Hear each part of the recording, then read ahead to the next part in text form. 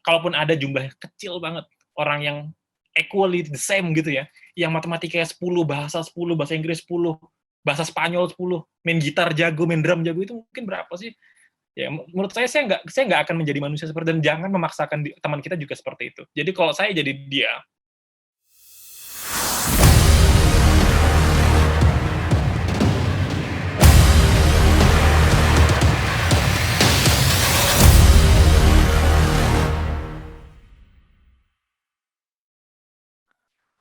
Oke, baik. Terima kasih banyak atas jawabannya. Udah jelas ya, Kak Joya ya? Oke, baik. Ya, Kita terima akan kasih. langsung... Oke, baik. Terima kasih. Kita akan langsung beralih ke pertanyaan berikutnya yang ditanyakan oleh Kak Septi Wulansari. Saya bacakan ya, Kak. Assalamualaikum Kak, selamat malam. Aku ingin bertanya, jika guru membalas chat kita secara singkat, seperti misalkan jika kita mengumpulkan tugas dan dijawab oleh guru cuman Y, sikap apa yang harus kita tampilkan secara guru harus memberikan contoh yang baik kepada muridnya?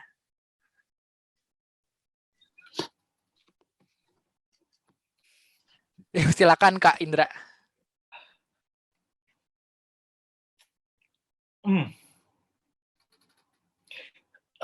saya tuh punya satu buku, judulnya apa ya? Mana ya bukunya? Oh ya, ini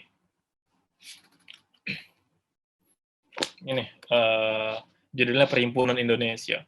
Ini riset disertasi dari alumni Monash tentang bagaimana anak-anak Indonesia di Belanda tahun 238. Jadi cikal bakal PPI dunia hari ini adalah ini. Dan salah satu foundernya, kalau kalian lihat di sini, adalah ini Bung Hatta. Jadi Bung Hatta adalah salah satu founder dari PPI dunia hari ini. Apa yang saya pengen bilang? Jadi kalau kalian ini, kalian bisa cari bukunya. 3 sampai 28 itu anak-anak Indonesia di Belanda itu kritik Belanda. Jadi walaupun mereka kuliah di Belanda, kerjaan mereka ngeritik Belanda yang ada di Indonesia. Dan dia ngeritiknya pakai apa kira-kira Mas Samuel? Kebayang nggak zaman itu tahun 23 ngeritiknya pakai apa? Coba Mas Samuel jawab deh. Pakai apa ya Kak kira-kira? Pakai apa kira-kira? Pakai Telegram? Pakai apa? Pakai WhatsApp? Pakai Pakai apa? pager mungkin Kak? Tahun Zaman dulu. 23 loh. Tahun 23 loh. Hmm. Jadi apa yang mereka lakukan? Mereka buat majalah yang dikirim ke Indonesia. Ngirimnya pakai kapal. Jadi mereka nulis kritikannya terhadap apa Belanda yang ada di Indonesia, kritik, kirim kapal. Berapa bulan nyampe ke Indonesia? Kemudian dibaca. Nanti Belanda marah, balas kritik. Jadi setahun tuh paling cuma 3 kali balas surat lah. Karena Belanda kan jauh ya. Saya bilang ya, semangatnya tapi luar biasa ya. Walaupun suratan ya, tapi semangat mereka untuk kemudian membela Indonesia dengan cara mereka itu luar biasa. Hari ini kita dibalas guru pakai iya marah loh. Untung-untung dibalas loh. Untung-untung dibalas loh. Coba kita zaman dulu kayak Hatta. Ini kok suratnya nggak dibalas-balas setelah 4 bulan nih, pakai kapal Indonesia Belanda lagi, jauh lah. Ya kan, maksud saya adalah gini, teman-teman semuanya, yang jauh lebih penting daripada suratnya apa dan kemudian apa, itu menurut saya adalah esensinya. Ya, esensinya yang jauh lebih penting. Walaupun Hatta dan teman-teman di Belanda tahun 23 mengkritik lewat surat yang kemudian dikirimkan lewat kapal, tapi esensi dari suratnya itu jauh lebih penting daripada proses pengirimannya. Sama seperti guru kalian tadi, bisa jadi esensinya jauh lebih penting, karena kalau dalam agama Islam itu, perkataan ulama itu kayak perkataan 1.000 orang biasa. Gitu loh. Jadi kalau artinya ulama itu artinya orang pintar ya, orang yang berpendidikan. Jadi kalau guru kalian bilang iya, sebuah ilmu, kan cari jawaban iya atau tidak itu sulit loh. Seriously, sulit loh. Namanya kita belajar ya Mas Samuel ya, kita belajar, kita nggak tahu satu hal, terus kita tanya, terus dijawab iya, itu udah sebuah ilmu loh, luar biasa sekali. Contoh hari ini, ada nggak orang berhasil jawab, ada nggak aliens di planet Mars? Belum ada, ya tidaknya. Belum ada, ya tidak. Tapi kalau misalnya suatu hari ada orang pintar terus dia bilang iya, itu udah sebuah ilmu dan seneng banget pasti kita. Gitu loh, maksud saya adalah ketimbang kita fokus pada aksesoris itu, mending lebih bagus fokus pada esensinya sih. Menurut saya iya dari seorang yang berilmu itu jauh lebih lebih apa ya, berharga ketimbang panjang panjang omongnya orang yang tidak berilmu. Jadi selama kalian masih direspon oleh orang berilmu, berbahagialah. Karena iya atau tidaknya mereka jauh lebih berharga daripada curhatan orang-orang yang tidak berilmu. Saya pikir itu sih. Oke, baik. Sungguh jawaban yang luar biasa ya, Kak Indra. Oke, kita akan terus berlanjut ke pertanyaan berikutnya. Saya bacain lagi ya, Kak. Dari Kak Nancy Laura. Aku mau tanya, Kak, soal yang merdeka belajar tadi. Kakak bilang, menurut kakak, merdeka belajar adalah ketika kita bebas mau belajar di mana aja dan kapan aja. Nah, tentu hal tersebut memerlukan kemauan dari pribadi setiap orang untuk belajar, terutama untuk mencari apa yang mau belajar dan lain-lain. Bagaimana dengan teman-teman kita atau orang-orang di luar sana yang tidak memiliki kemauan tersebut? Dan jika banyak orang yang seperti itu, bagaimana nasib pendidikan Indonesia?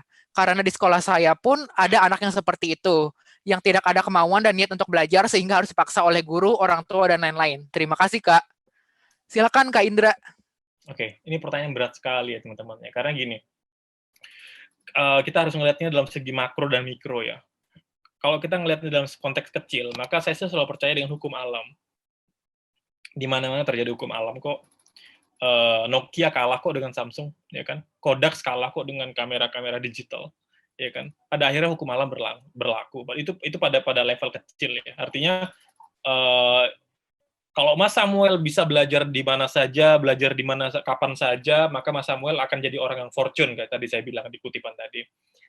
Kita berharap untuk orangnya semua kita berasal akan seperti itu. Tapi kan pada level yang lebih gede, itu kan jadi tanggung jawab pemerintah ya untuk memastikan seperti itu.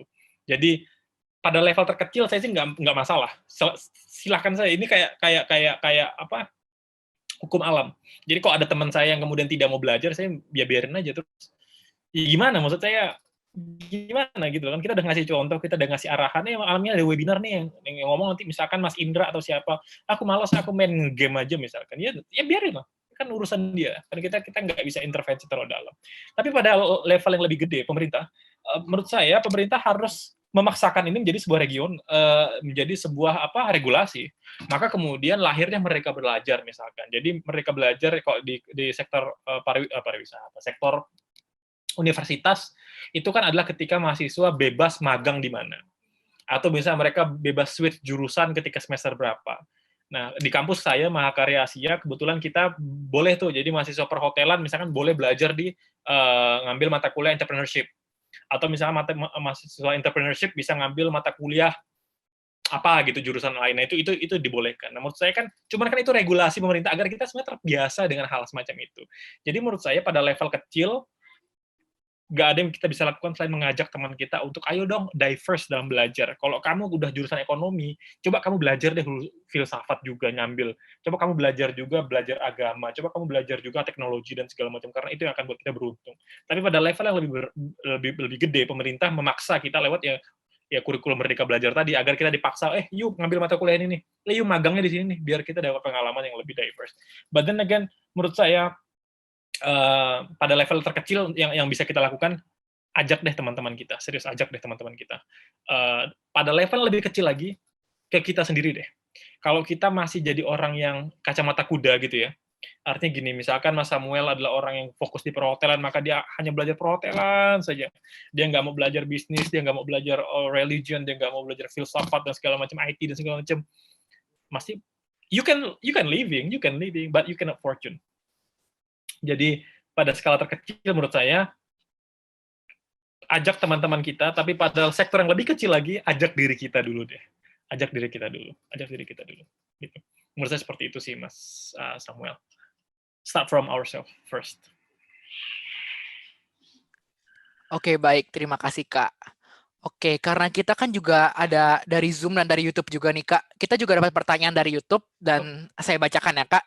Dari Kak Ruhaini. Maaf, Kak, mau nanya. Gimana mengatasi masalah rasa malas di masa belajar online? Rasa bosan karena penjelasan tidak menarik, tapi kita sebagai mahasiswa dipaksa untuk memahami. Jelasin ya, Kak. Terima kasih. Gimana? Sering Oke, saya ulang ya, Kak. Oke. Maaf, Kak, mau nanya. Gimana mengatasi masalah rasa malas di masa belajar online? Rasa bosan karena penjelasan tidak menarik, tapi kita sebagai mahasiswa dipaksa untuk memahami. Jelasin ya, Kak. Terima kasih. Oke. Silakan, Kak. Ini banyak yang curhat-curhat nih kayak gini-gini nih. ya kan, yang curhat-curhat. Mmm, saya tuh berpandangan kayak gini teman-teman, ada satu hal yang kita minimal harus sesuai benchmark. Contoh gini, apakah apakah kemudian pendidikan itu penting misalkan sampai SMA? Saya bilang penting. Sampai SMA penting. Tapi apakah sampai kuliah penting? Saya pikir enggak juga. Karena menurut saya yang penting itu benchmark-nya. Benchmark itu adalah nilai standarnya. Nah, untuk bisa living in Indonesia, menurut saya lulus SMA itu udah benchmark. Karena dengan itu kalian mulai bisa berpikir agak logis dikit, bisa berhitung dikit, dan seterusnya. Tapi if you want to be fortune, kalian ke kampus deh, belajar kampus, S1, S2, dan seterusnya. Nah, sama dalam belajar tadi. Saya bukan orang yang jenius, teman-teman. Saya bukan orang yang jenius, trust me. Saya kalau emang nggak suka pembelajaran, saya hanya ngincer nilai yang cukup saya makan saja. Jadi misalkan saya nggak suka pelajaran X gitu, ya udah saya nggak ngoyo gitu. Yang penting saya dapat 6,5 atau 7 udah cukup lah. Saya nggak ngoyo. Saya lebih seneng ngembangkan apa yang saya senangi. Misalkan saya senang pelajaran peran Y gitu, ya udah saya habis-habisan di situ. Saya kembangin diri saya belajar, beli buku ini dan situ. Karena menurut saya gini, nggak ada manusia yang seimbang tuh nggak ada. Kalaupun ada jumlahnya kecil banget orang yang equally the same gitu ya, yang matematikanya 10, bahasa Inggris 10, bahasa Spanyol 10, main gitar jago, main drum jago, itu mungkin berapa sih? Ya, menurut saya nggak akan menjadi manusia seperti, dan jangan memaksakan teman kita juga seperti itu. Jadi kalau saya jadi dia, kalau emang kamu nggak suka banget dengan itu, cukup makan aja deh gitu. Ini dari saya loh ya, dari saya. Sama saya di S2 juga gitu. Jadi ada mata kuliah yang saya ya not really interested, tapi ya saya nggak mau gagal juga. Ya penting bisa lulus dan I'm happy with that. Ketika saya S1 teman-teman, saya ada satu mata kuliah yang dapatnya D. Dan itu sebenarnya harus ngulang, tapi saya nggak ngulang. Karena menurut saya nggak penting-penting amat IPK. Jadi menurut saya ya udahlah, saya dapat D nggak apa-apa, yang penting waktu saya nggak kebuang gitu. Saya masih bisa belajar hal-hal lain, dan ketika lulus saya dapat jadi lulusan terbaik waktu itu. Dan saya jadi mahasiswa berprestasi waktu itu. Jadi mahasiswa berprestasi yang dapat D mungkin cuma saya deh. Yang ketika yang lain mahasiswa berprestasi dapatnya yang A semua, saya bisa dapat D. Tapi yang pengen saya ajarkan adalah kalau you nggak kuat di satu skill, you harus kuat di skill lain. Kalau you nggak kuat di satu subjek, you harus kuat di satu subjek yang lain.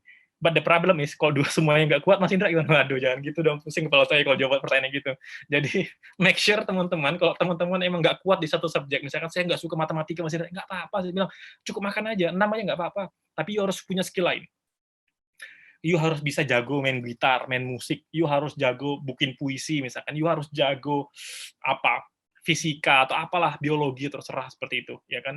Kalau kalian mau survive, tapi kalau kalian semuanya nggak suka, ya gimana, susah juga. Jadi menurut saya tidak mengajarkan, saya bukan dewa yang mengajarkan kalian, ayo harus semua excellence, ayo jadi IPK 4, enggak, karena saya menjadi manusia yang realistis saja. Jadi nggak apa-apa, kita nggak suka satu hal, biasa saja, itu sangat manusiawi, but then we need to have another skills. Nah, sekarang kesukaan kalian harus lebih ekstra, gitu loh. Nah, saya pikir itu aja sih. Jadi yang penting cukup saja, cukup makan saja nilainya. Yang penting kalian punya skill lain di bidang lain. Just it. Oke, baik. Terima kasih, Kak. Oke, karena waktunya udah hampir habis nih, mungkin satu pertanyaan lagi ya, Kak ya. Please. Oke, jadi ini dari Kak Yensi Yulianti mau bertanya. Izin bertanya, Kak. Oke, silakan Kak Yensi Yulianti, boleh on mic dan on cam.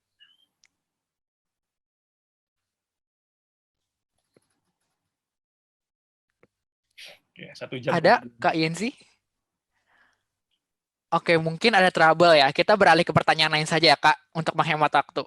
Kepada Raffi Restu Aji, saya mau bertanya, Kak. Silakan Kak Raffi Restu Aji untuk on cam dan juga on mic.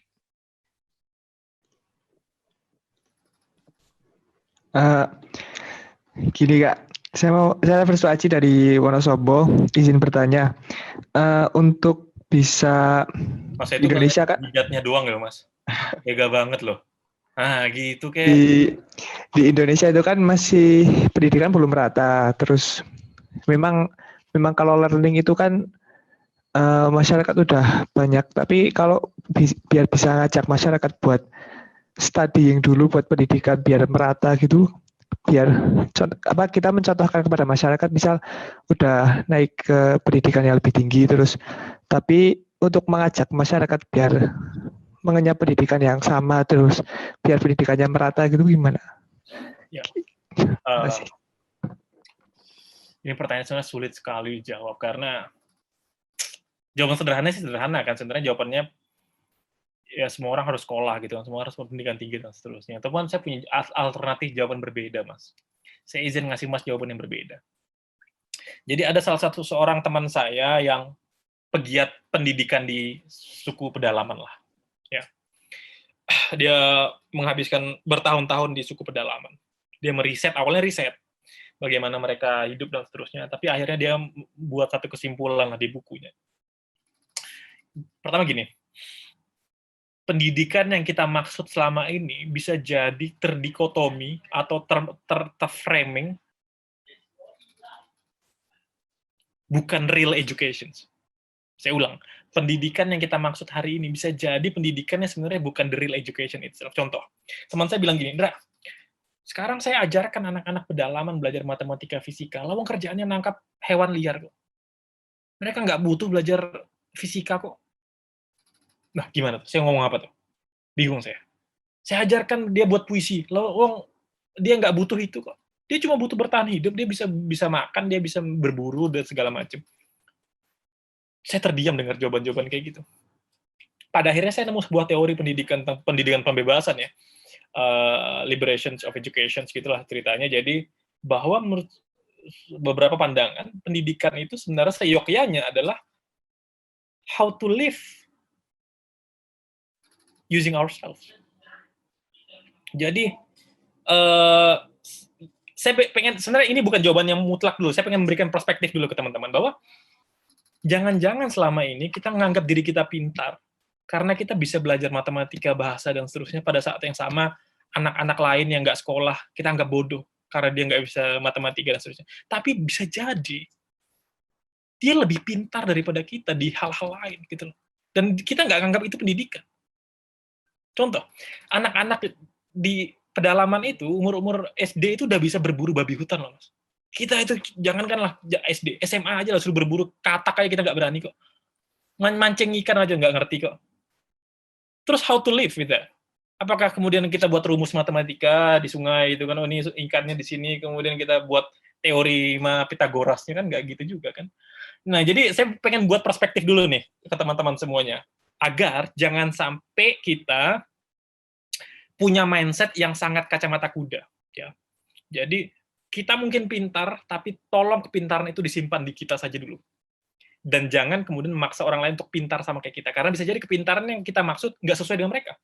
Kayak teman saya bilang tadi, ketika dia riset tentang anak suku pedalaman, saya ajarkanlah dia fisika, orang dia nggak butuh kok. Dia kerjaannya tiap hari cuma survive, how to bagaimana berladang, bercocok tanam, dan seterusnya. Dan dia bahagia. Dan pada akhirnya pendidikan buat bahagia. Terus dia udah bahagia, enggak? Justru kehadiran kita yang mengajari mereka banyak tidak membuat mereka bahagia. So, what is the purpose of education kalau nggak buat kita bahagia? Saya tertampar 2 kali tuh dengar itu. Iya ya. Apa tujuan pendidikan kalau pada akhirnya mereka nggak bisa makan? Apa tujuan pendidikan kalau akhirnya hutan-hutan dibelenggu, dipotong-potong gitu kan oleh perusahaan demi yang katanya untuk good living, pada akhirnya mereka nggak punya hutan mereka lagi? Apa tujuan pendidikan? Sulit kan jawab? Yes, ini mungkin bukan jawaban yang pasti ya, dan saya tahu ini bukan jawaban yang disenangi ya, karena emang jawaban ini bukan jawaban yang umum. Tapi saya pengen membuka perspektif dulu ke teman-teman bahwa pendidikan itu tidak selamanya definisinya seperti itu, gitu ya. So, orang yang IPK-nya tinggi tidak selamanya pintar dalam pendidikan yang maha besar, yang maha murni ini. Karena pendidikan itu hak, katanya kan hak, berarti ya semua berhak untuk pintar dengan temanya masing-masing. Kita jago matematika, bisa ngerjakan olimpiade. Anak-anak di pinggir jalan, jago matematika, gimana caranya berjualan. Ya, dia real belajar matematika di jalan dengan jualan kerupuk, jualan macam-macam. Dia nggak belajar ke sekolah, tapi dia bisa survive. Dia lebih pintar daripada kita yang hanya bisa menggunakan teori, dan seterusnya. So itu mungkin jawaban pertama untuk membuka mindset. Jawaban kedua, jawaban yang agak aman, gimana caranya Mas Indra agar kita peduli dengan pendidikan tinggi? Ya menurut saya gini, bapak ibu saya itu SMA, bapak saya SMA, ibu saya SMP, keluarga kami belum ada yang S2, jadi saya satu-satunya yang S2, dan saya juga anak kampung, Mas, saya anak Kalimantan Barat di kota Singkawang, jadi bukan kota gede. Saya anak kampung juga lah. Ibu saya juga dulu bapak saya pensiunan TNI, dan beliau berjualan di pensiunnya untuk menyekolahkan saya S1. Apa yang saya lakukan agar teman-teman saya bisa ngikut saya hanya mencontohkan ke diri saya dulu. Bahwa anak kampung, anak yang nggak kaya-kaya banget bisa kuliah di luar negeri gitu kan. Tapi bisa dapat beasiswa dan pada akhirnya membanggakan mereka. Jadi saya ingat banget ketika saya S1 saya diminta pidato, dan ketika saya S2 juga saya diminta berpidato ketika ada event LPDP. Ya saya berkata bahwa saya ingat banget pidato saya satu ketika wisuda, saya bilang gini, doktor dan seterusnya. Saya bilang pendidikan itu adalah samudra tanpa batas. Maka jangan pernah membatasi kemana pelayar berlabuh. Kalau kalian batasi, sama aja dia berlayar di kolam renang, saya bilang. Biarkan dia berlayar sejauh mungkin. Nanti ada masa mereka lelah dan akan kembali. Seperti itulah pendidikan. Maka kemudian ada yang kuliah jurusannya ekonomi, tapi karena keasikan bisnis, atau bukan ekonomi deh, perhotelan, tapi keasikan bisnis, kemudian akhirnya dagang. Kan itu kan gitu, pendidikan kan gitu kan. Ada yang jurusannya kedokteran, tapi teman saya ada tuh kedokteran, tapi senangannya ngelukis. Ujung-ujungnya jadi pelukis sekarang. Kayak gitu, pendidikan tuh kayak gitu. Jadi jangan mencoba untuk membuat pendidikan yang maha besar kayak samudra ini menjadi sekotak kolam renang gitu loh. Jadi semoga jawaban saya yang sangat-sangat apa ya ini ya, sangat-sangat abu-abu ini menjawab, karena saya sebenarnya nggak pengen beri jawaban yang hitam putih. Semoga setelah ini teman-teman sleep on it. On itu apa ya? Terngiang-ngiang. Nah, terngiang-ngiang. Jadi dengan terngiang-ngiang maka proses belajar itu terjadi gitu loh. Saya harap kalian terus terngiang-ngiang dan jangan pernah ada hitam putih lah dalam belajar. Justru abu-abu itu yang menuntun kita untuk terus berpikir, terus berpikir, terus berpikir. Saya pikir itu ya Mas Raffi ya. Jadi Mas Raffi belajar aja benar-benar serius belajar. Ya udah gitu aja, dan jadilah manusia yang rendah hati seperti itu. Gitu aja. Terima kasih, Kak. Ya. Sama-sama. Oke, sungguh jawaban yang luar biasa banget nih Kak Indra. Dan sekali lagi kayak mengucapin terima kasih banyak atas kehadiran dan kesempatannya Kak Indra boleh hadir bersama-sama dengan kami di CIMB Education Forum 2020. Dan izinkan saya untuk membuat kesimpulan dari pemaparan materi Kak Indra tadi ya Kak.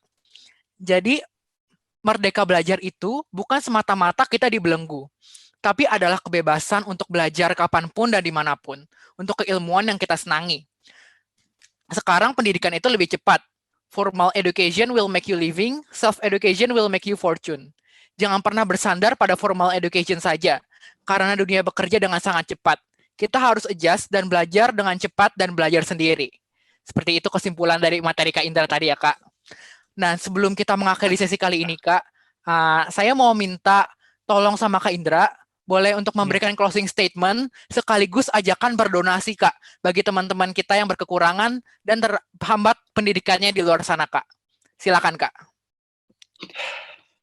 Ya.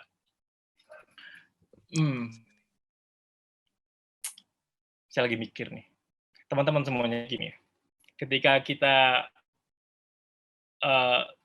orang yang paling beruntung menurut saya adalah orang yang kemudian bergerak dan bernafas, itu kita udah beruntung sekali. Dengan bisa tidur kemudian paginya bisa bergerak aja, kita udah luar biasa beruntung.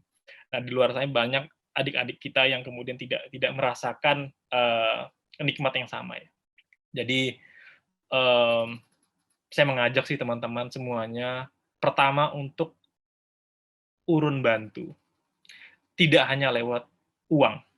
Karena seperti tadi saya bilang bahwa tidak semua suka dengan uang. Berdonasilah dengan kebaikan kalian. Berdonasilah dengan tenaga kalian. Berdonasi dengan waktu kalian yang 24 jam itu. Berdonasilah dengan ilmu kalian yang walau kita masih sedikit ilmunya, berdonasilah. Kalau ada uang silakan. Ya kan? Tapi maksud saya adalah teman-teman, kita masih banyak resource yang tidak hanya uang. Apa yang mungkin malam ini saya lakukan bentuk donasi yang saya bisa. Mungkin lain-lain ke teman-teman hal yang lain. Tapi intinya yang pengen saya ajak teman-teman adalah berdonasilah dengan apapun yang kita punya. Kita punya waktu 24 jam, donasikan. Kita punya tenaga yang masih tersisa sedikit, donasikanlah. Kita punya senyuman bahkan, donasikanlah. kita punya ilmu, donasikanlah. Saya ngajak teman-teman bahkan donasikanlah ilmu kalian di media sosial kalian. Tulislah apa yang kalian dapat selama ini di Facebook, di Instagram, tulislah. Jangan pernah mengkritik. Kenapa sih media sosial isinya jelek ya? Karena orang-orang baik nggak nulis. Karena orang-orang baik isinya juga kayak gitu lah. Kalau kalian mau capek dikit berdonasi tanda kutip tenaga dan ilmu kalian di media sosial, rame-rame ngelakuinnya, maka media sosial kita pasti akan jauh lebih positif dan isinya pasti akan jauh lebih inspiring. So, saya mengajak teman-teman untuk berdonasi dalam hal apapun, gitu ya, dalam hal apapun. So, you have your money, silakan donasi. If you have time, please donate your time, energy, bahkan pada hal terkecil, donasikanlah doa kalian untuk orang-orang di luar sana. Ya, berdonasilah lewat doa, karena selemah-lemahnya kita, saya pikir kita masih berdoa untuk orang lain. Saya pikir itu Mas Samuel.